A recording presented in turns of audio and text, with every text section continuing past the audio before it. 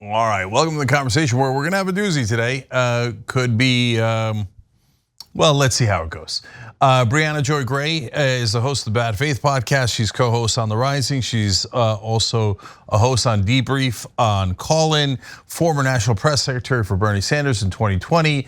And we're gonna try to clear the air today in terms of what folks believe, what I believe, what she believes, what everybody believes. So this ought to be interesting. Briahna, welcome. Thanks, Cenk. I appreciate you having me. No problem. So let's keep it real right out of the gate. Some have called you the fake left, including me. Now, I'll tell you why I called you that, and then you tell me why I'm wrong, okay? So it seemed that you had an alliance, which I don't know if you still have or not, and were like-minded with other fake leftists like Jimmy Dore, Glenn Greenwald, Tulsi Gabbard. First, Tulsi Gabbard hosting Tucker Carlson's show on Friday. Do you still think that they have good intent and that they are not fake left, that they just happen to just pummel the left and agree with the right wing all the time, just coincidentally? I'm just curious what your take on that is lately. I didn't catch it. I've never actually met or spoken to or corresponded with Tulsi Gabbard. I don't really have a relationship with her. Like a lot of people on the left, I really appreciated her standing up for Bernie in 2016, but honestly haven't really followed her much since. So, I think part of my frustration is the characterization of me having an alliance with people that I barely think about, much less, have a relationship with. I do have a relationship with Glenn. He was my boss at The Intercept. He's been supportive of me throughout my career. I think he's obviously very bright and thoughtful. And when we agree. And I find that he's one of the best advocates for whatever it is that we agree on. When we disagree, I have him on my show and we talk about it. And I have brought up some of the criticisms to him directly that people have about whether or not he pushes back sufficiently hard. But he goes on Tucker Carlson and other similar shows. We probably will continue to disagree about how one should best handle those types of situations. But I think there's a lot of room on the left for a lot of different people advocating for a lot of overlapping interests. And I'm happy to be a part of that. Okay, so that's an interesting answer and a good answer.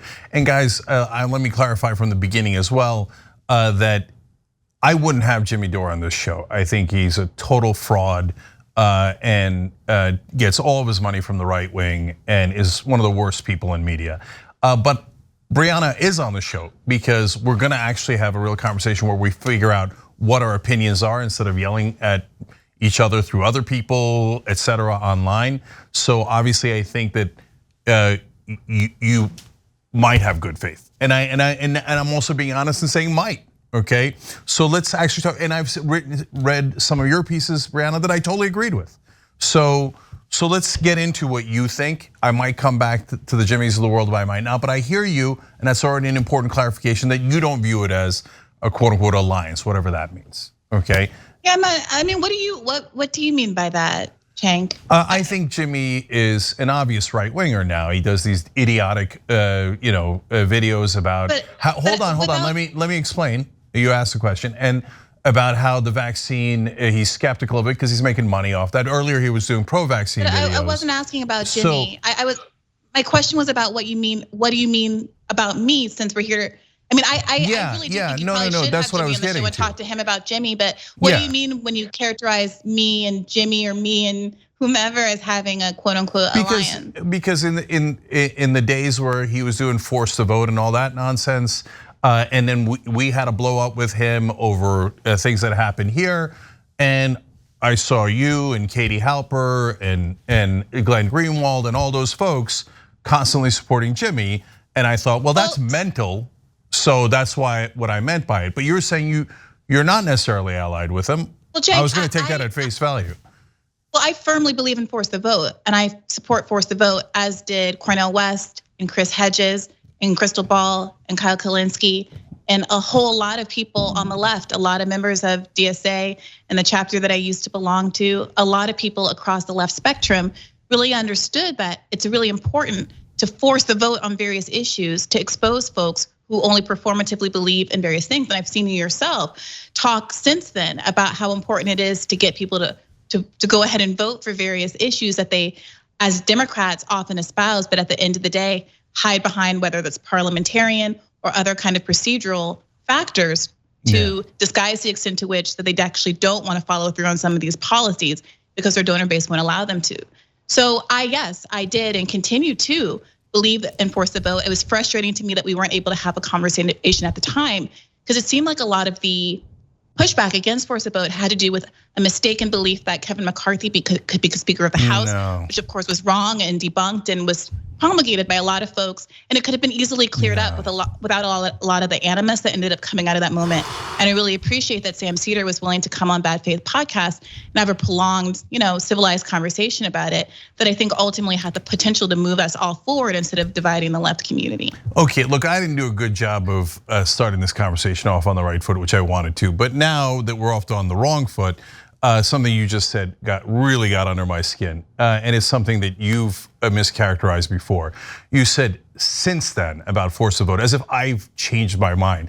I've been challenging the Democratic establishment for 20 straight years here. So the idea that like these Johnny-come-latelys come in and go, oh my God, we had this amazing idea. What if we challenge the Democrats to have a vote? That's the oldest thing in the book, and then you guys like pretend like you came up with it.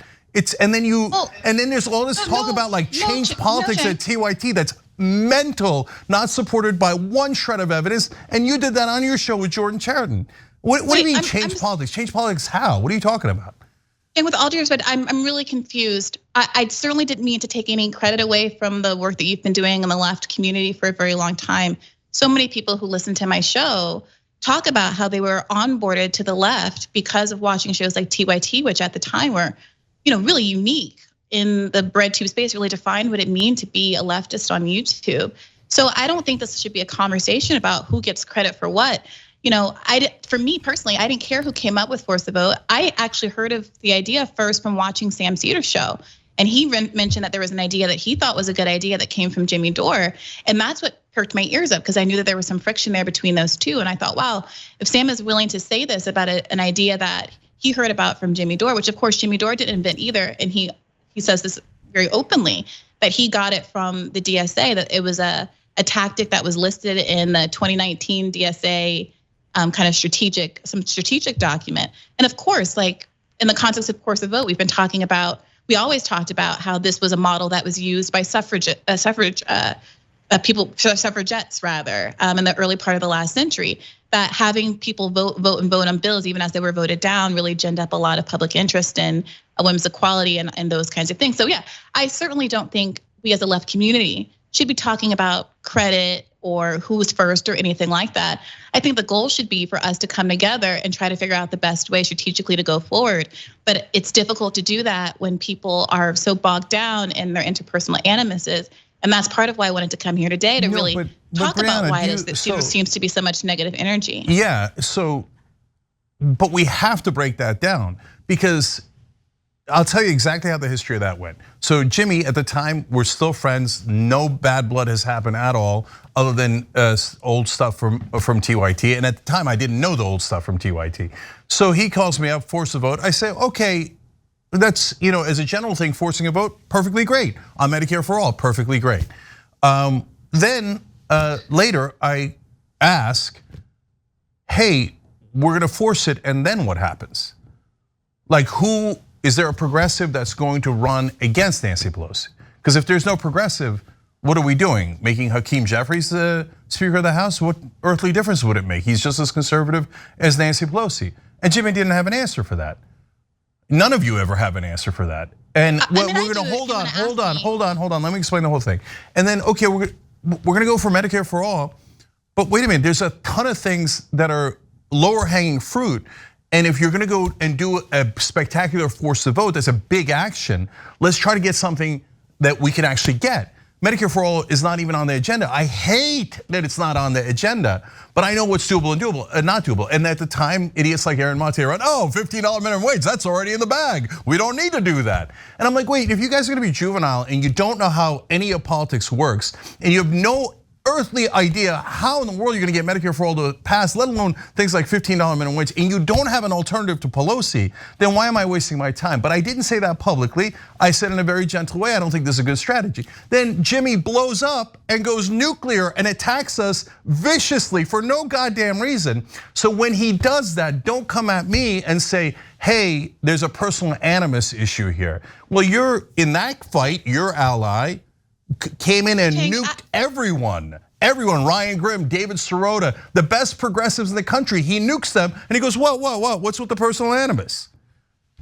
So I am not accusing you of having personal animus. I think it's an accurate description. You called Aaron Mate an idiot. You've had your feelings about Jimmy Dore out on the table. I personally would prefer not to make those characterize people that way. I don't think that that's helpful. Obviously, you can do what you want. I can't control that. But I am articulating what I experienced, and I experienced a lot of animus, and I experienced it as animus when you referred to me as a fake leftist. I have never had any kind of negative interaction with you. I've never feuded with you privately or publicly. I've never said anything negative about you on the internet. So I thought it was pretty hurtful. You talked with Jordan. You talked with Jordan about how we changed our politics at TYT, based on what, and changed it to what? Changed it from what? I don't remember. Truthfully, so a lot of people come on my show and they maintain, like I confess I'm not a long time TYT viewer. So I would never say something like that, I don't think, because I don't have that perspective. Other people do come on my show and they say their opinions. And other people, I think like Jordan has been in this universe for a much longer time than I have. He might have had the view that there's been a shift, and he's a guest, he's entitled to his opinion. I don't really have anything to say about that one way or the other. But I would like, if we can, to keep this conversation focused on us and whatever your concerns were about me, since you're the one who called. I mean, I don't mean this accusatorily, I'm just trying to unpack this. You referred to me as a fake leftist, and I reached out to you about having a conversation about it because I didn't want this to explode, and I'm really unhappy with all of the disputes that have happened on the left. I wanted to clear the air and be able to have a direct conversation with you about whatever your concerns are about me. And I think it might be more productive to talk about our relationship now here, as opposed to all of these other issues that you have with other factors and other people that I can't speak for. Yeah, so I agree with that. But again, the flow of the conversation is forcing me to say one last thing about the personal animus point. Look, Briahna, I'm trying to give you an earnest answer. So when Jimmy said horrible things about how he sexually harassed Anna, but even if you put that aside, and I don't know why on God's green earth you would put that aside, and he then accused everyone of work getting funded, including us, by Nancy Pelosi and the CIA. When Sam Cedar and Jimmy Dore were both part of the network, Sam and Michael Brooks, who I love, would attack Jimmy all the time. And I told them, don't do that. You're bringing needless personal animus into this. We've got to stick together. We agree with the issues, don't make it personal. And I wouldn't even, and as much as I loved Michael, and now I honestly, looking back at it, regret it, I wouldn't have him on the show as long as he kept attacking Jimmy. Because I didn't want the personal animus. So, and I give you that as an example of me regulating on that, and with guys that I love, Sam and Michael, right? Who's now, of course, passed away, okay? So I know for a fact, if Jimmy was saying, hey, Briahna Gray is getting funded by Nancy Pelosi and might be working with the CIA, I'd say, Jimmy, you're massively out of bounds. And I'm not gonna work with you, and I'm not gonna be your ally in any goddamn thing as long as you keep saying these insane, lunatic things. So that is what led me to believe that you were aligned with fake leftists. So I'm answering the question you were asking. Just to be really clear, because I didn't insert myself into an argument that you and Jimmy were having. You kept backing him over and over again. Wait, I'm sorry. Wait a minute. I keep backing force the vote. I believe in force the vote, and I'm going to continue to back that kind of adversarial politics until the day I die, whether Jimmy supports it, whether someone else supports it that you might not like, whether someone I disrespect deeply like Cornel West supports it, and Chris Hedges supports it, and Crystal Ball supports it. All of these people were supporting this idea. And what was frustrating to me was how unable people were to engage with it on its substance, in part because they were so caught up in the ad hominems with Jimmy. So again, I can't speak to any of the stuff that you just talked about. I don't know who's funded by who. That's none of my business. I choose to judge people about the content of their opinions on the policies that I care about. And so with respect to force the vote, I was frustrated with some of the backlash against David Sirota. I was also frustrated with David Sirota coming out of the gate a little timid on the issue, but I reached out to David Sirota. I talked to David Sirota on my show and his, and we worked it through, and I addressed all of the concerns he had about force the vote. And he ended up being one of the best advocates for force the vote and engaging, because we engaged and we were able to add to the idea and say, you know what, the part about the Medicare for all is a largely performative vote to get the issue discussed in the context of this pandemic. But what concrete asks could we make? And David Sirota was instrumental in coming up with some of those asks, like getting Richie Neal off of the head of the Ways and Means Committee, like getting the pay-go exemptions, which although there's a lot of discussion about how the squad did get those, that wasn't in fact the case. And he enriched the idea because he was able to participate in the conversation. And I'm so grateful to him for that. And Ryan Grimm and I, despite having a lot of disagreement over this issue, were able to have a private conversation where we worked through our differences. He came on my show in bad faith. He was able to acknowledge some missteps that he had made about not pushing back in an interview that he had with Pramila Jayapal when she gave us an excuse for not doing force the vote. And remember, he's the only one who got an actual an interview with a squad member about this. And when he asked her why she didn't support force the vote, she said because Kevin McCarthy could be Speaker of the House. Ryan Grimm knew that wasn't the case. He didn't push back at the time. He said he regrets doing that.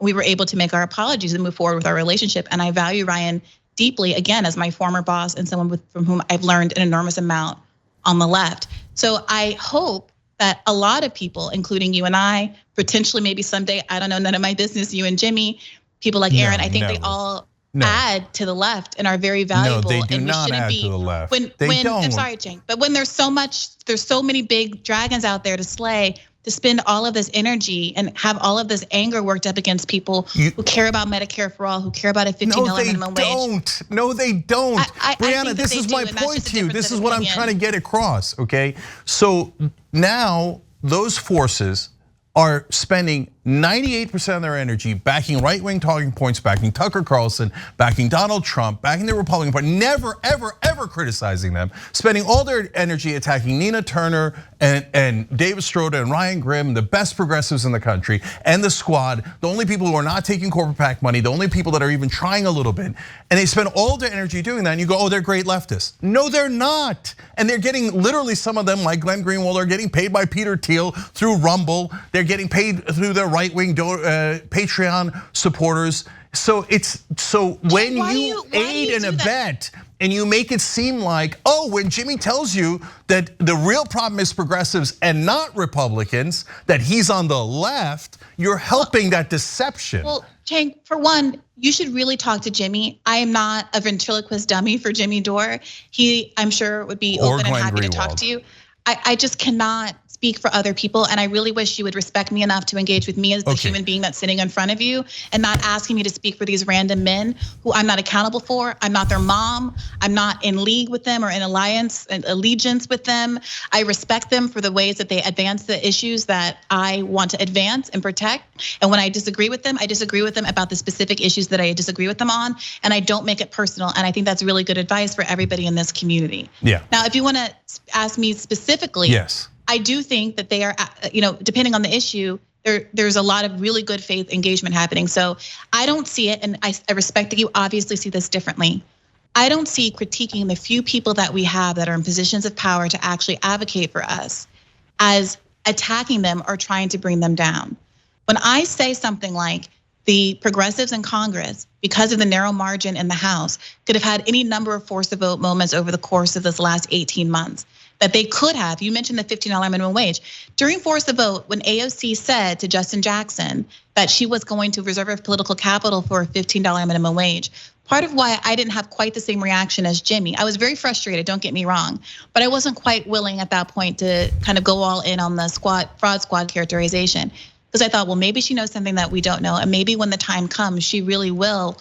And they will, all of them together. I don't mean to put it all on her, but all of them together will vote as a block and hold up must-pass legislation like the American Rescue Plan to make sure if not a $15 minimum wage, something significant that was on the cutting room floor got into the bill. They all had the power to be the mansions and cinemas of the left, right?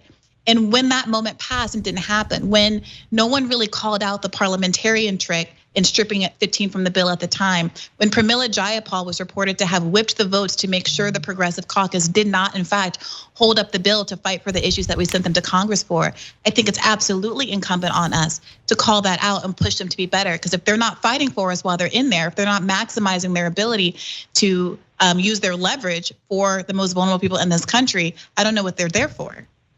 So Briahna, every time I try to get to talk to you about you and about policy, you say something that's maddening that forces me to clarify, and then we get back into the same muck. Okay, so in this case, two things. You framed it as, I don't know, holding people accountable is not attacking them. Okay, so let's be very clear on what we've done and what the definitions are. We have held those same individuals accountable massively, okay? I did a video saying I'm burning all my bridges with all the Just Democrats, a group I formed and named, to try to get them to take action on things we could actually win on, like $15 minimum wage. I burned my bridge with Bernie Sanders, forcing him to, and we did a petition, our viewers sent in videos, and it worked, and it forced Bernie's hand to have a vote on $15 minimum wage. And then we found out who the 8 Democrats were that voted against the $15 minimum wage. And we found out that those were 2 of the top allies for Joe Biden, the 2 senators from Delaware. So that was actually a force of vote that was incredibly effective in at least finding out who the bad guys are. We got no help from anyone else because they were busy with, their, as you would say, personal animus, but our audience was enough and we did it anyway. So when you say it as if I'm opposed to it, are you, like, I am philosophically massively in favor of it. With all due respect, and people can play back the tape, nothing I said was meant as an antagonist. I think that you're personalizing this and inserting yourself into this. All I was talking about was what my feeling, I was using an example to demonstrate why I don't think that criticizing the squad is attacking the squad. And so what you're saying is you also criticize the squad. I think that's great. So we understand each other. We understand, because we've both done it, that having a critique of leftists in Congress, even if they're the best that we've got, that critique is necessary to try to maximize and push them in the direction that we think as voters and as media figures they should go. So we're actually in agreement here, and I'm not really sure what the dispute is. Yeah, no, because you said, all right, forget what you said. You framed it as holding them accountable is attacking them. What I was trying to get to, and this sucks. No. Hold on. I was saying the opposite though, Cenk. I'm saying holding them accountable is not attacking them, and you agree with me. So yes, what's the problem? No, so the problem is because this is forcing me to delineate the difference. When Jimmy says in a speech, let's go to, hold on. Jimmy? No, I have to give you the distinction. I have to give you the distinction between attack and hold accountable. No, Briahna, hold on, you have to understand it. When he says, let's go to AOC's house and make her afraid of us physically, that's attacking. Saying, hey, we need you to have this vote on $15 minimum wage because we actually think it can pass, and here's our strategy for it, is holding accountable. When Pramila Jayapal says, hey, let's decouple infrastructure build and build back better, we say, hey, no, that doesn't make any sense. You're going to lose build back better. That's holding accountable. So there were things that were out of bounds that were attacking. So I just want to be clear with the audience and with you. Holding accountable is, we agree, is definitely not attacking. There needs to be lines that you don't cross. So if you want to be very specific, I personally do believe that protesting in front of politicians' houses is legitimate. I think it's legitimate. I think it's legitimate. But you don't say, let's go make her afraid of us by going to her house. Finish. When I had Chris Hedges on my show, probably last fall, it was one of my favorite episodes ever. And he talked about the politics of fear. And he talked about how if you have a social movement and you want it to be effective, you have to have people afraid of the consequences of not listening to you. And I think that what we've seen over the course of the Biden administration, and even before, when we had the largest protest movement in American history, that was just plainly ignored and disregarded by the party that was supposed to be championing the interests of the people who were in the streets. That they weren't really afraid because ultimately there were no consequences there. And I don't mean threats of physical violence. What I mean by afraid is that there was gonna be some tangible consequence to not listening to you. My argument in the summer of 2020 was there needed to be a credible campaign to withhold one's vote. Just some very clear popular policies were committed to by Joe Biden. I think we might live in a different world where, if that had been the case. I'd say the same thing is true now over whatever election happens in 2024 and what these midterm elections coming up. And I also think it means being willing to say Nancy Pelosi, who is the most powerful woman in Congress, person in Congress, probably the most powerful Democrat in the country, she doesn't get to be Speaker of the House if she doesn't turn over some things to the progressives. They had power to do that. And before she was in office, before she was elected, AOC said there's no reason why Nancy Pelosi should be Speaker of the House. I wouldn't vote for Nancy to be Speaker of the House. And so something very concrete that could have happened. You say it doesn't matter if Hakeem Jeffries is Speaker. It matters to Nancy Pelosi. It matters to Nancy Pelosi. And demonstrating a willingness to actually put your money where your mouth is and deeply inconvenience the establishment of the Democratic Party is a much less performative action, I would argue, than asking Bernie Sanders to have an amendment to put a $15 minimum wage back in the bill, when we all know that taking it out of the bill was the real moment of tension point, right? Because putting it back in the bill takes 60 votes. Pulling it out only takes, voted on it in the bill takes 50 votes, which is why the parliamentarian is so crucial. David Sirota has been talking about this because the exact same thing, as I'm sure you know, just happened with this latest inflation bill, where Bernie Sanders, again, the amendment king, is trying to get all of these things back in the bill, but Chuck Schumer is stripping them out because the parliamentarian said so, instead of just forcing a vote with them in, despite what the parliamentarian says, turns a 50-vote issue into a 60-vote issue and provides cover for all these Democrats to be able to say, yeah, sure, I want it back in the bill, without ever having any risk to their donor base that it's gonna happen. So why am I saying all this? I'm just wanted to really make it clear. I think we are broadly in agreement. People have different tactics. I understand that Jimmy's tone is not necessarily what I choose. It's not what you choose, and it's not what you like. But I also respect that he channels a lot of the deep anger and resentment that so many people who are failing and being crushed by poverty, by medical debt, by cancer, by all kinds of ailments.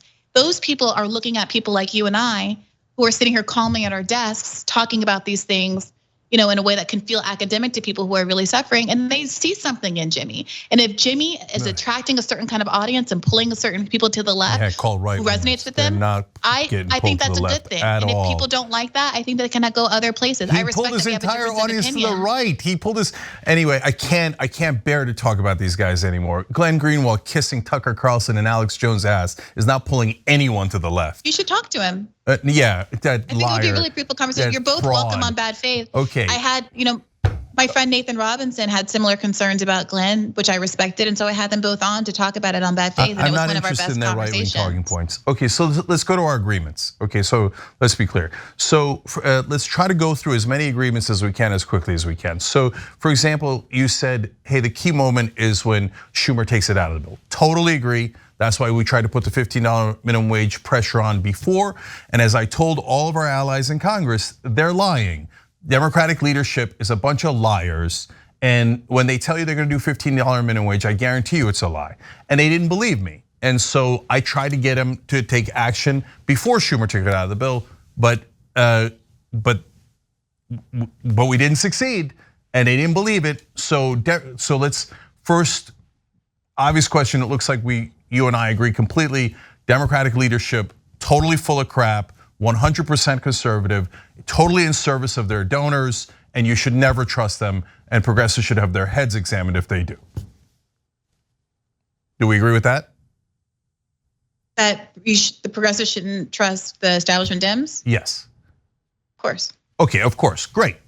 Perfect, okay, and that's a huge, important thing. We both agree to that, that's great, okay?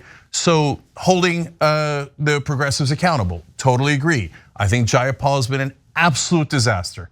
I think they're crazy if they're gonna have her as the head of the Congressional Progressive Caucus again. The minute she decoupled, we lost Build Back Better and everything that was in it. And so obviously we agree to that. Does that make sense? Yeah, and I appreciate it. At the time, AOC was one of the few people ringing the alarm bell saying the decoupling is the end of it, and she was right. I wish there had been more progressives, and I wish more progressives would continue to call out Pramila Jayapal. I think the squad, to the extent that they care at all about some of the mistrust that exists now in certain parts of the left, part of it is because there is this perception that we all know how terrible Pramila Jayapal is at this point. The endorsement of Chantel Brown over Nina Turner was a real tipping point for a lot of people, and yet almost nothing was said about it. Everyone just kind of ate it and accepted it. And that doesn't give people a lot of faith in the progressive caucus as a group, or even the smaller group of the squad. Yeah, and I'll tell you why they do it. It drives me crazy. I think they're wrong. I've said it on air. I've said it off air.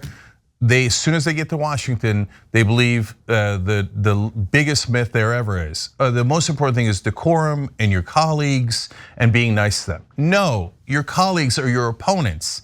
They do not want Medicare for all. They don't want Green New Deal. They've said it. Nancy Pelosi said it in every mocking way. She is not your friend. She's not your ally. The minute you treat her as an ally, you're a sucker and you're gonna get played. And that's what happened with Jayapal.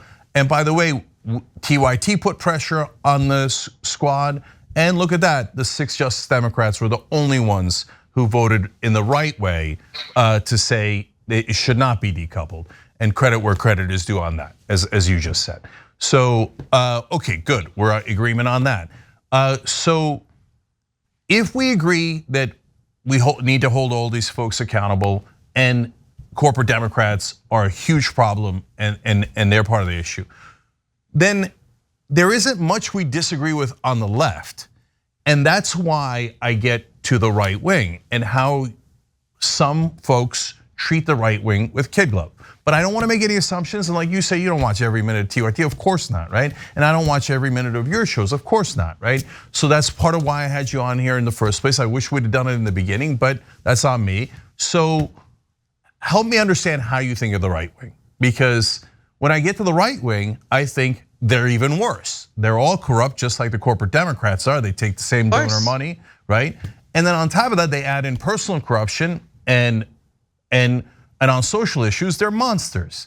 So do we agree on all that? Yeah, of course. Yeah, okay, so look, right there, that's the most important thing that we've gotten out of this conversation. Because if I had Glenn or any of the other guys on here, they'd tell me some BS excuse about why they never criticized Trump. Trump, monster, fair? Of course. Of course, okay, great, wonderful. Already that's 1,000 times better. Okay. Although, Cenk, I will say this. Some people believe that identifying what appeals to some Americans about these figures, identifying it and speaking to those concerns, and acknowledging that at times figures, even as ones I find as repugnant as Trump, are able to have a diagnosis of what's wrong in America. That is right, despite his prescription for that problem being wrong. Some people see that acknowledgement as somehow an endorsement of those candidates in their policy prescriptions to address the issue. Yeah. So I do think, and again, the lines can become blurry sometimes. I do think sometimes folks say things like, it's legitimate to be concerned about free speech, let's say, or even try to appeal to an audience that is being galvanized by that particular issue and being pulled right because there isn't in the Democratic Party as much emphasis on that particular issue. Or let's say the Russia-Ukraine crisis, where there is a frustration by a lot of leftists that the US's role and the West's role in expanding NATO was a precipitating factor, although it obviously doesn't excuse the independent actions of what Russia does in the context of this invasion, that we need to be having a conversation about it. And it's frustrating that there is at times more of an anti-war sentiment, though it is often in bad faith, that comes out of the left part of the party when the squad members will continue to vote, on the right wing, when squad members are continuing to vote for more aid, et cetera. And I do think that sometimes people bring up, well, this right winger is better than a left winger on this issue, not because they like the right winger or even believe the right winger is acting in good faith, but in order to try to shame the left into saying, why are you letting them occupy this space? Why are you letting them look like they're the vanguards of this issue? It should be us, it should be us. And I think it can be frustrating at times when that effort to make the left be to the left of even the most bad faith, superficial right wing actor is characterized as actually believing whatever the right wing hypocrite is saying in that moment. Yeah, so then let me clarify my point of view on that. So when a right winger agrees with us, I don't look a gift horse in the mouth. So I'm not one of those folks who say, if Donald Trump says it, it must be false. I didn't lend my brain out to anyone or being against anyone across the board, and that makes no sense at all. So if Matt Gaetz is against war and he says, and Mike Lee, they say, hey, you know what? We need the president needs to ask for congressional authorization for war. I love it. They're coming to us. We're not going to them. I will take yes for an answer.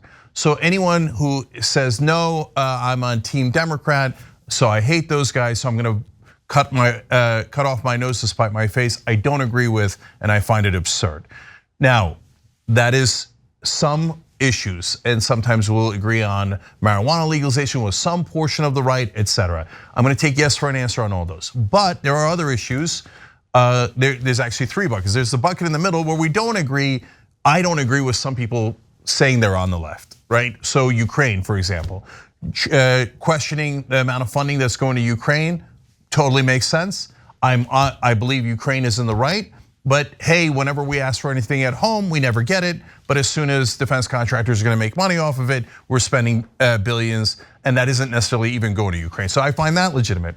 But then when you get the gray zones, and I hate to say it, the Jimmys saying, the Ukrainians are terrorists for fighting back against the Russians. How dare they kill the Russian soldiers? They literally said it. Jimmy did a video about how the Ukrainian civilians were terrorists for firebombing the tanks that were coming to blow up their house. I think I maybe don't watch as much Jimmy Dore as you might, but I do listen to Aaron Mate and Katie Halper's show. I do hear him in that context. I do see clips from Gray Zone people and things like that. I had Max Blumenthal on the show, and my understanding is that there are these specific instances in which there's not reporting on the West about various skirmishes, about the presence, even if you think it's too minor to talk about, but the presence of Nazi and right-wing groups in the context that's what I'm talking about, Briahna. You're validating insane right-wing talking points. So but wait a minute, Cenk. There's Nazis in America. There's Nazis in Idaho. Should we attack Idaho? So, no, that's a Vladimir Putin talking point as a justification for attacking them.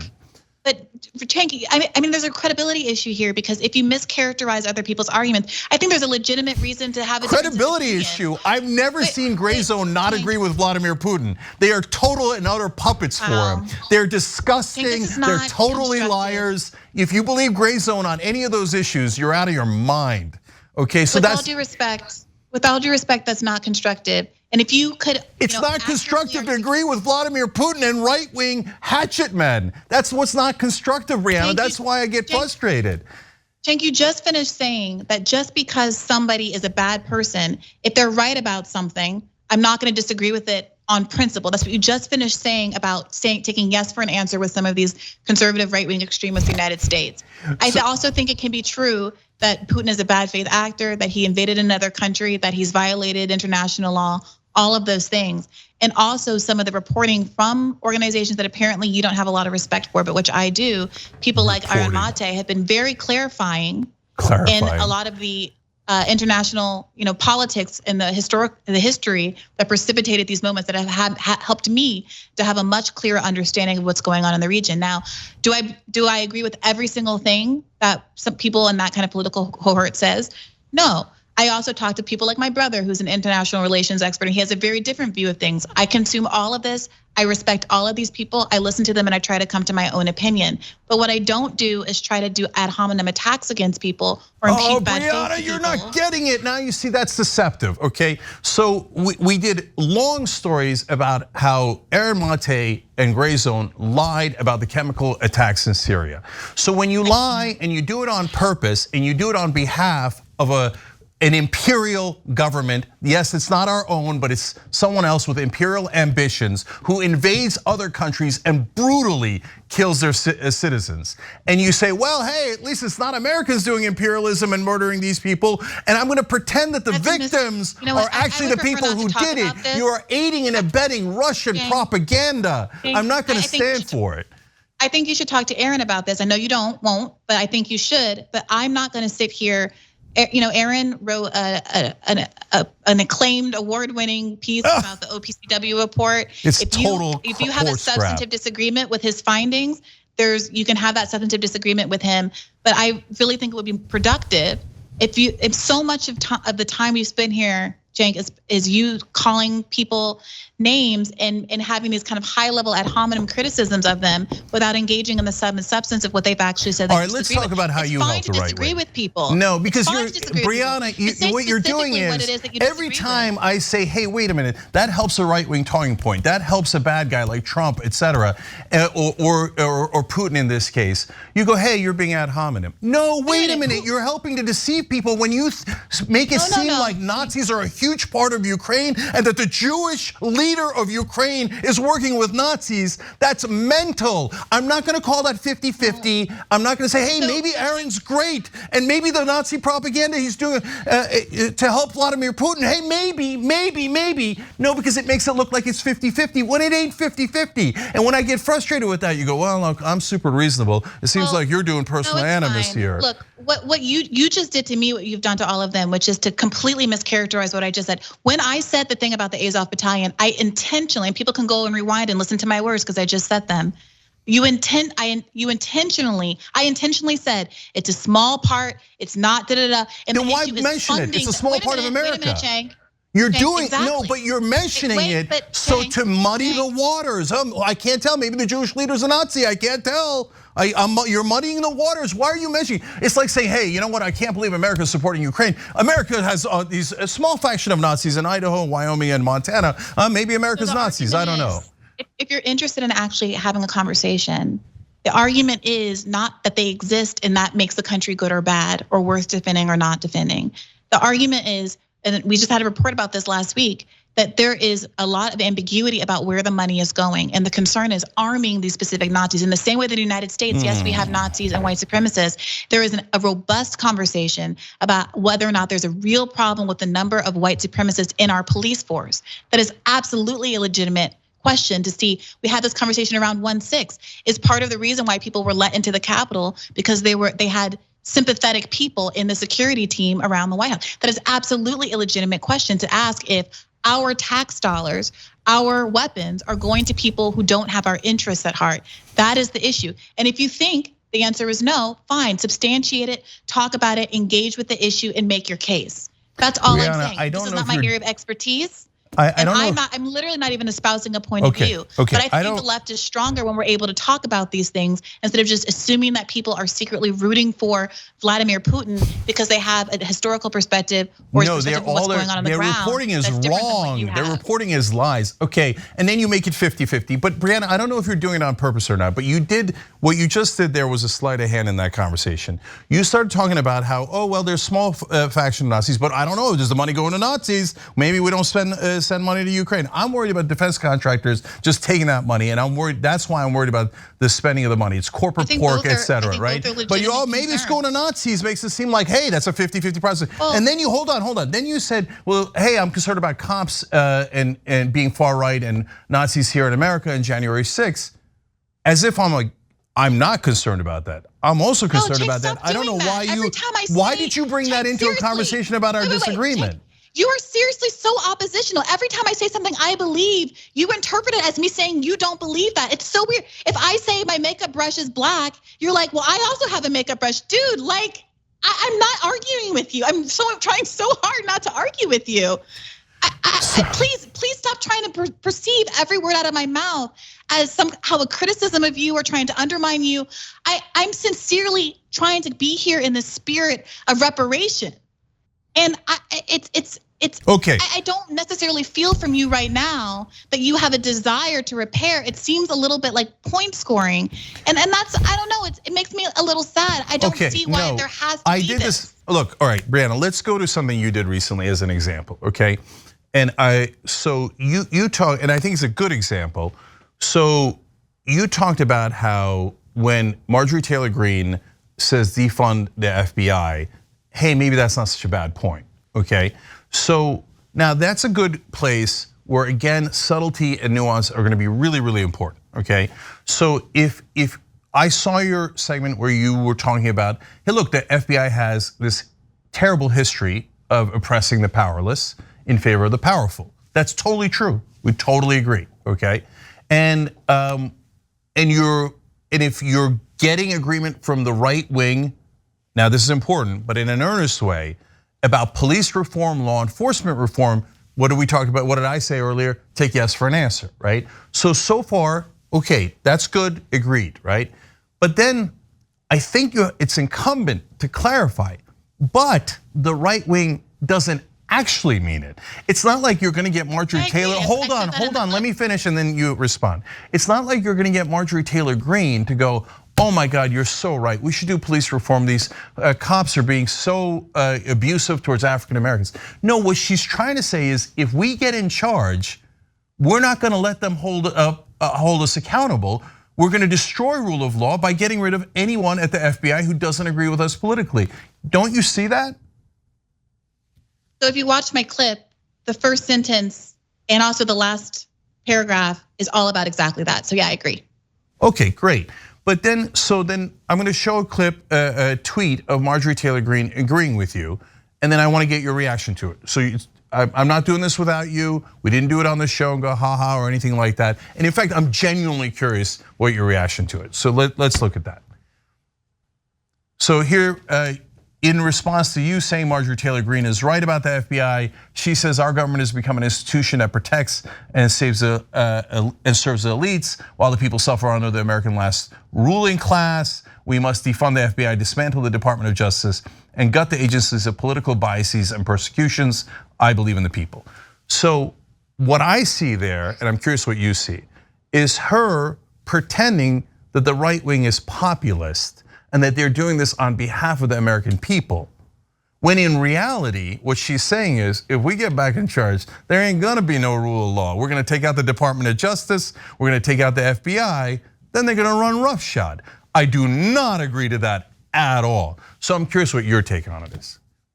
I think it was pretty funny since like millions of thousands of leftists, she also seems to have not watched the video because I doubt that she would retweet a video where she was called a broken clock who's only right twice a day and a bad faith actor. So I am a co-host at Rising, and Rising's audience is a much more conservative audience than what you have here at TYT or what I have at Bad Faith. And when you're speaking to people who are not there for you, Robbie's been on the show much longer than I have, and the audience is largely there for him. They're very libertarian in their bent. They are anti-establishment. They're frustrated with corporate parties, but they've definitely leaned right, especially on cultural issues. I find that I'm able to get more engagement with the video and more engagement with my points that I think are substantive. I spent most of my video talking about communism. Now the FBI has been an enemy of the left. To meet them where they are and say, look, the left is as concerned, nay, more concerned about the issue than the right. And here's the real people who are advocating for this and not in a self-interested way.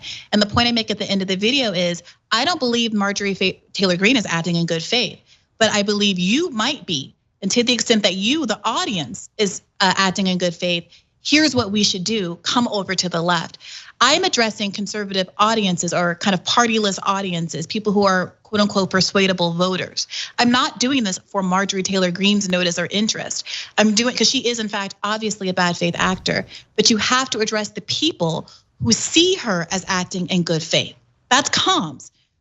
Just because I know her and she is a bad actor, but some of the people in the audience are people who genuinely believe what she's saying. So the point is to say, okay, let me just accept on face value that you really are into this. Let me tell you what the FBI really is, and let's develop a plan on my own turf about how to address this issue. And I talked to the boys over at the Vanguard earlier today, and they raised some interesting points about how well, if she is able to set the agenda, her version of getting rid of the FBI is gonna be all about protecting, yes, elite power, the way that the FBI has always done, and avoiding accountability.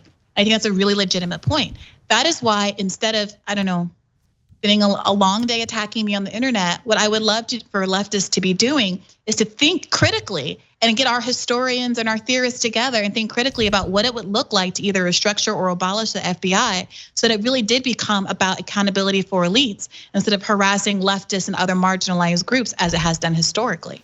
But Briahna, do you get that when, at a moment when the FBI is finally doing something right and holding an elite like an ex-president accountable, on his massive law breaking, that when you say Marjorie Taylor Greene is right, that it appears to some, I understand your point that you're making about reaching out to the right-wing audience that's watching. I totally get it. And from time to time, I think that that makes sense politically, okay?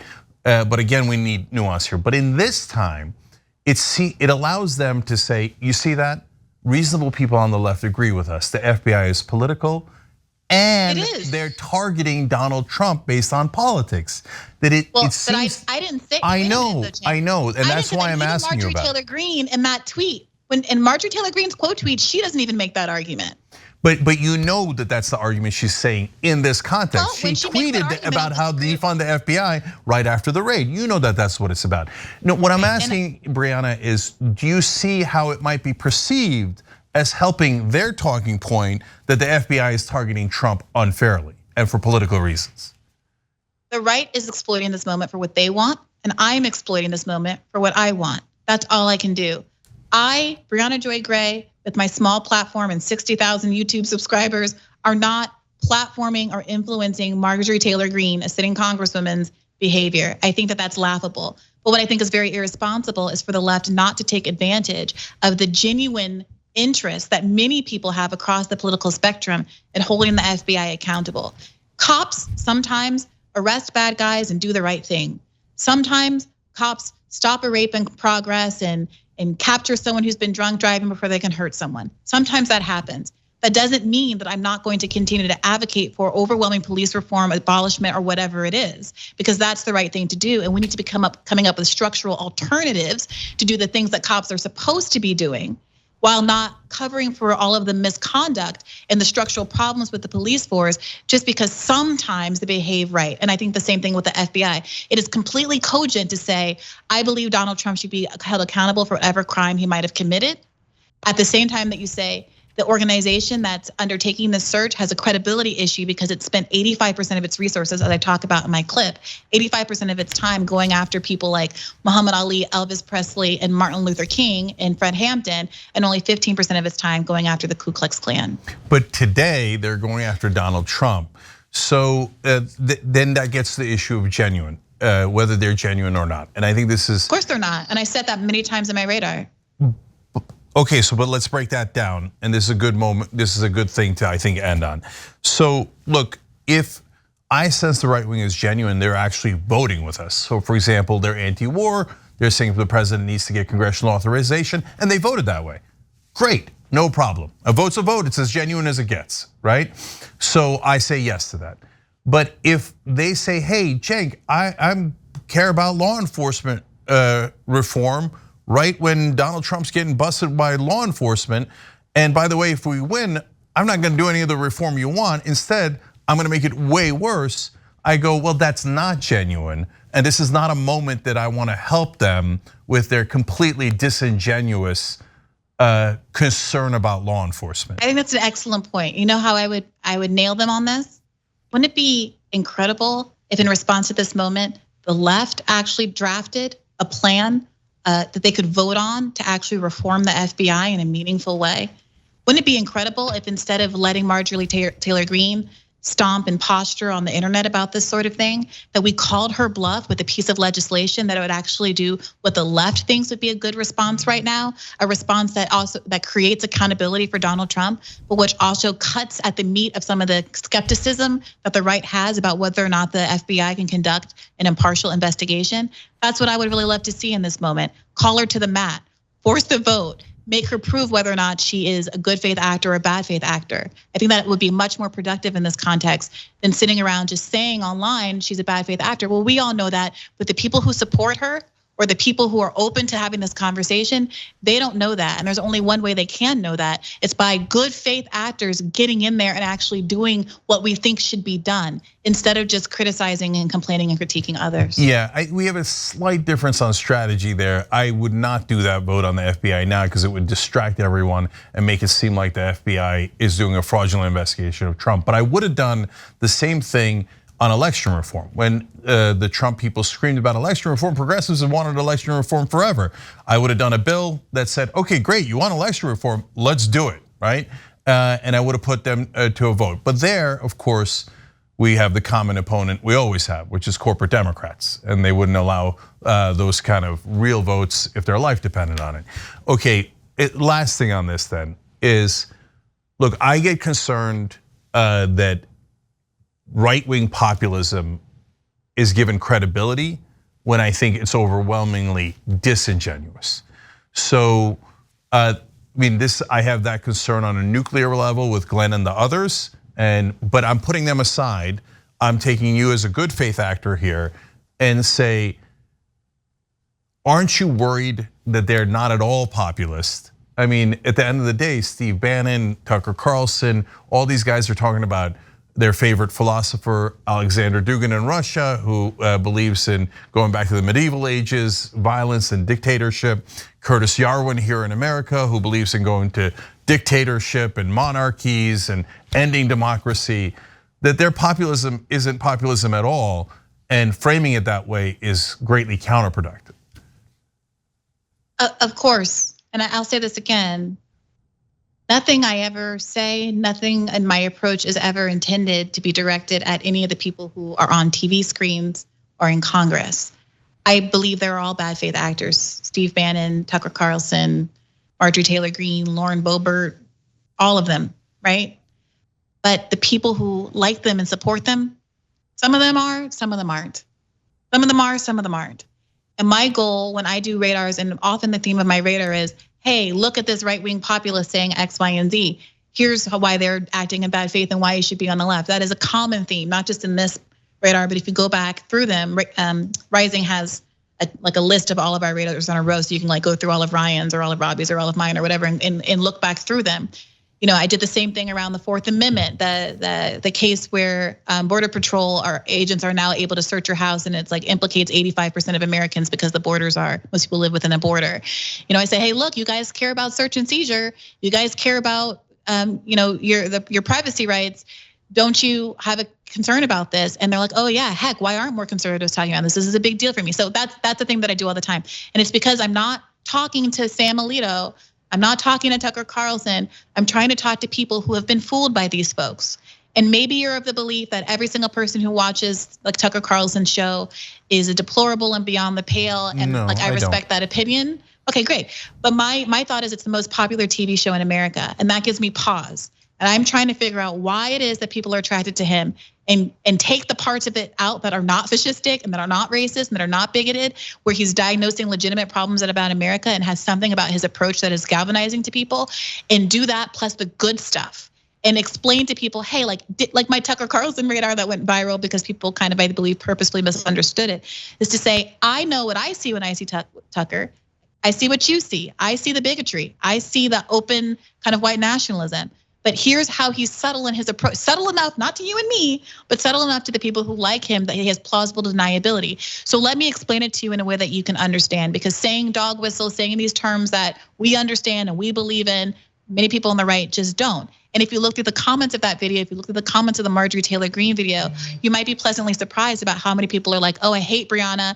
She's a communist, I hate her, but she makes a good point here. I can't disagree. This is an issue. And slowly but surely, there are an increasing number of people who see the left as not just a bunch of crazy blue-haired freaks or whatever, not that there's anything wrong with blue hair, but as people who are legitimately engaging with issues that are priorities to them. That's my approach. I respect it if people don't like my approach or choose different approaches. I think a lot of different approaches work in this space. Different people need different things. All I want is the freedom to be able to do it without feeling like I'm fielding quite so much friendly fire from people that I prefer to be fighting alongside. Yeah, so Briahna, super last thing, because that's a great thing to end on.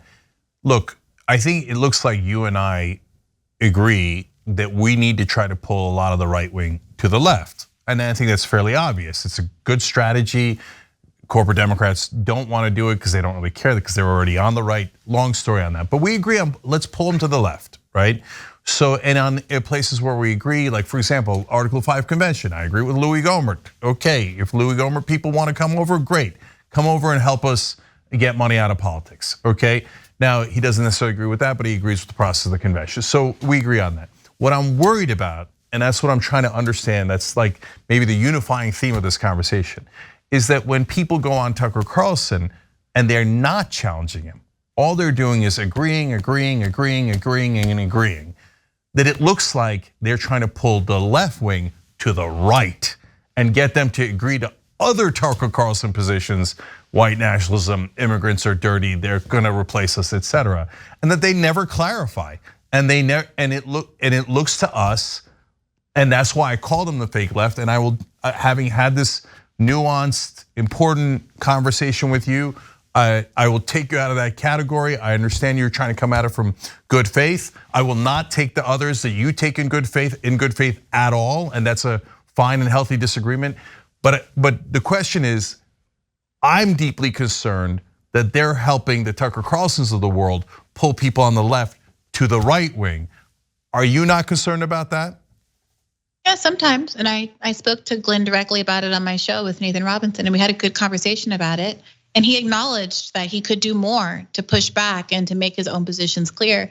That was, about a year ago, not quite. And I think it's probably worth revisiting the conversation with him. And so I'll shoot him an email after I get off of here. And I invite you to that conversation if you're interested. No, I'm not, because I don't think he's in good faith at all. So in that year, Briahna, look at the evidence. I know you say you're trying to get along with everybody, but evidence matters. You had that conversation a year ago, and since then, all he's done is pro Tucker Carlson, pro Alex Jones propaganda, and he has not pulled them 1 inch to the left. Whoever thought he was on the left, he has helped pull them to Tucker Carlson and Alex Jones. And that's not productive, that's not left wing. I know, it's interesting. So Glenn in particular has never identified as a leftist. So I don't know that he necessarily has an audience. I think a lot of us in the left really respect his advocacy for, Julian Assange and some of these kind of speech and First Amendment journalist type issues. He is a First Amendment lawyer, and that's his area of expertise. But he's never broadly described himself as like a leftist or a socialist or anything like that. So to the extent that he had a left audience that he's pulling right, I'm a little skeptical of that claim. Although, I agree with some others. Like I haven't listened to the Alex Jones interview. I saw some commentary about it. I don't love the idea of, I should say this. I don't see the utility necessarily in engaging with someone like Alex Jones. He's not in a position of power in terms of making policy or really directing the Republican Party. I understand he has a huge audience, so there's always some utility in getting your ideas out on a large audience. But I have read some of the criticisms of how that interview went, and I look forward to talking to Glenn about them. But what I don't think is productive, I'm sorry, like I don't expect other people to feel this way, but I do not have a close relationship with Jimmy, although I appreciated his advocacy around force the vote, and I believe he really deeply cared about that. I do have a personal relationship with Glenn, so I would prefer to have my conversation with him one-on-one before I make commentary about an interview, which also I haven't even watched or listened to yet. No, that part is totally fair. But you have seen in the last year, he hasn't pulled one person to the left, and all he's done is agree with the right wing. But I don't know. There's been some pretty good clips about issues like Julian Assange that regularly happen on Fox News now. Yeah. And what I would like for a lot of the ones that I've seen to go a little bit differently and for him to push back a little bit more on Tucker Carlson, like absolutely. And I've said that to him. But I don't know. I would have to comb through all of the content with a finer tooth comb to make a claim about whether or not it's more helpful than not. Yeah. And so of course I agree with him on Julian Assange, but that's exactly my point. Trump was in charge for 4 years, and he didn't do anything about Julian Assange because all their populism is fake. The only thing he did was pass a $2 trillion tax cut for the rich. Well, somebody made the point to me today, and I don't know if it's actually true, but somebody said that Marjorie Taylor Greene was in fact critical of the treatment of Assange while Trump was still in office. And it's interesting. It's interesting whether or not this is the question, right? Are they gonna keep these stances up when their person is in power? I think it might be easier to say yes with something like Assange than something like the FBI. I think that's probably the case. But I think it's our job again to not just have speculation, but to create conditions where we can prove that by forcing the vote on a bill, let's say, about FBI reform or abolishment and things like that. And I look forward, now that we've had this conversation, to people on the left who have much more knowledge and policy knowledge and stuff than I, to maybe start pursuing something like that. All right, Briahna Joy Gray, host of Bad Faith podcast. She's co-host on The Rising. She's host of the Debrief on Call-In. Thank you for joining us and having this important conversation. I appreciate it. Thank you, Cenk. I appreciate it. I look forward to hosting with Bad Faith someday. All right, sounds good. Thanks for watching The Young Turks. Really appreciate it. Another way to show support is through YouTube memberships. You'll get to interact with us more. There's live chat emojis, badges. You've got emojis of me, Anna, John, JR. So those are super fun. But you also get playback of our exclusive member-only shows and specials right after they air. So all of that, all you gotta do is click that join button right underneath the video. Thank you.